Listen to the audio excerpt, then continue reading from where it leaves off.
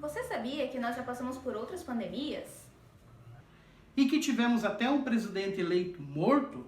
Nós somos o canal Ciência na História, eu sou a professora Ana Carolina. Eu sou o professor Guido e vamos falar hoje sobre gripe espanhola.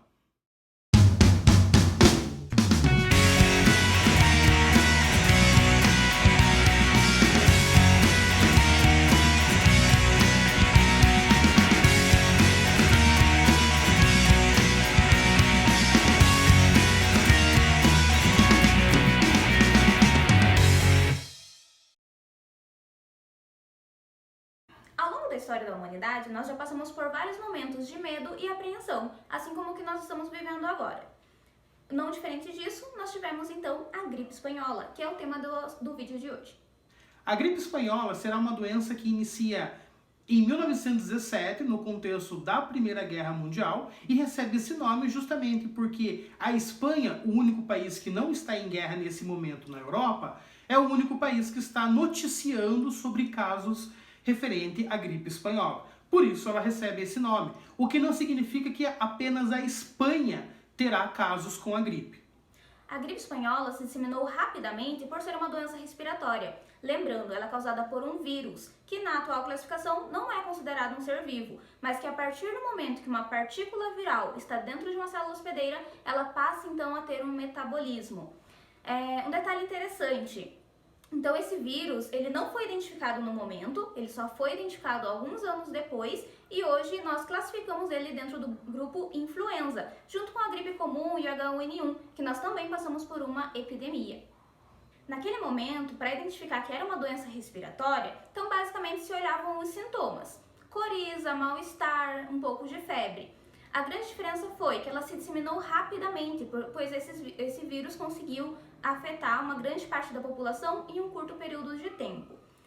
Como medidas de tratamento, nesse momento, eles utilizaram então principalmente o isolamento social. Mas o que seria isso? Além da quarentena, que é quando eu separo as pessoas que estão doentes, eu tenho isolamento social, que é quando eu isolo as pessoas a fim de evitar o contágio.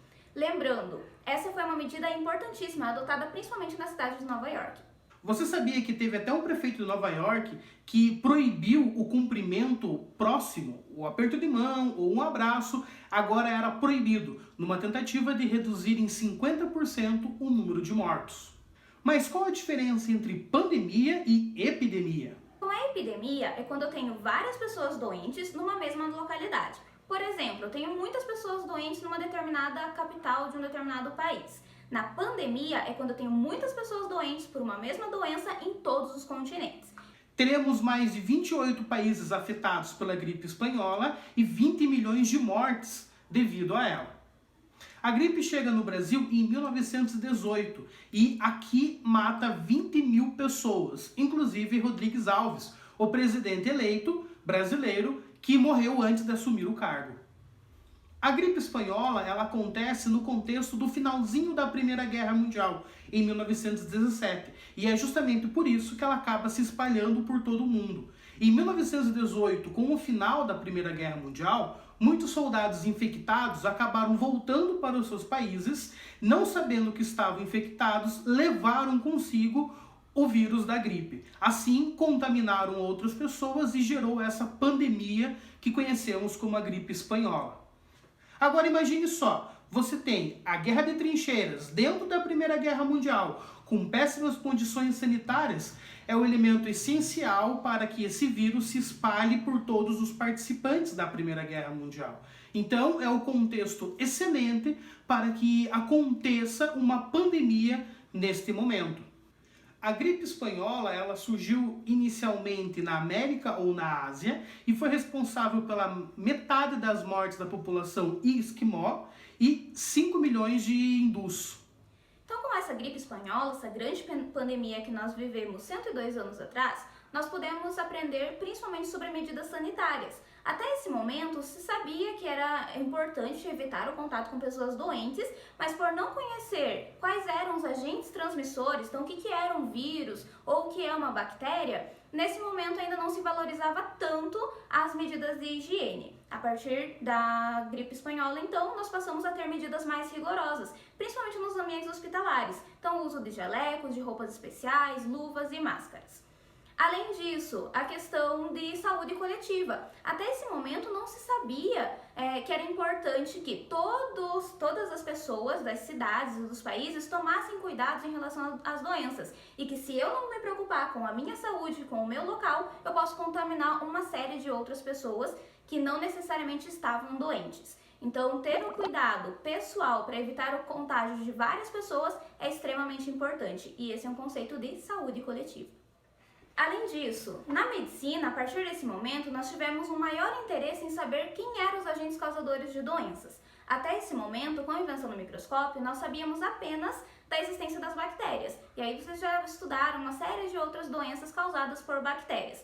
Mas doenças virais só passam a então ter uma classificação, ter uma descrição, a partir do momento que nós tivemos a gripe espanhola. O termo vírus é de origem latim e significa veneno ou... não lembro. Veneno ou... toxina. Vai, conta pra mim. O termo vírus vem do latim e significa veneno ou toxina, e foi inicialmente usado em 1898, quando os cientistas não conseguiam enquadrar a classificação do vírus numa bactéria, então os sintomas eram muito diferentes. Em 1898 ainda, nós temos o primeiro vírus de origem animal, que será a febre aftosa. Já em 1901, nós temos o primeiro vírus que atinge os humanos, que será a febre amarela. E de olho no vestibular, vocês que vão fazer aí questões de Enem, processos seletivos relacionados à biologia, vírus é um dos assuntos. E de olho no vestibular e no Enem, para vocês que vão fazer então questões relacionadas à biologia, vírus é um dos assuntos que mais cai. Por quê? Nós temos uma série de doenças virais e isso vai estar relacionado, por exemplo, com saúde coletiva. Então vale a pena dar uma olhada nesses conceitos, pandemia, epidemia, que nós falamos ao longo do vídeo. Além disso, estudem vírus, estrutura viral, doenças virais e principalmente ciclos de reprodução. Esse é um dos assuntos que mais cai, principalmente pensando no Enem. Dê olho no seu vestibular. Como que esse conteúdo pode aparecer em história para você? É claro que esse conteúdo estará aparecendo para você relacionado com a Primeira Guerra Mundial. Então, para o seu Enem, para o seu vestibular, seu processo seletivo, é interessante você dar uma estudada, dar uma analisada em Primeira Guerra Mundial, não só o contexto da Primeira Guerra Mundial, a fase de avanço, a fase de trincheiras, assim como as características que levaram até a Primeira Guerra Mundial. Pan-germanismo, todas as questões da paz armada, as alianças secretas que depois da morte de Francisco Ferdinando vão sendo acionadas, tudo isso pode estar aparecendo em seu vestibular. Os motivos que geraram o início, o estupim dessa Primeira Guerra Mundial. Assim como a participação brasileira, mandando médicos, e a situação sanitária que o Brasil estará vivendo nesse momento. Beleza? Começamos o canal Ciência na História.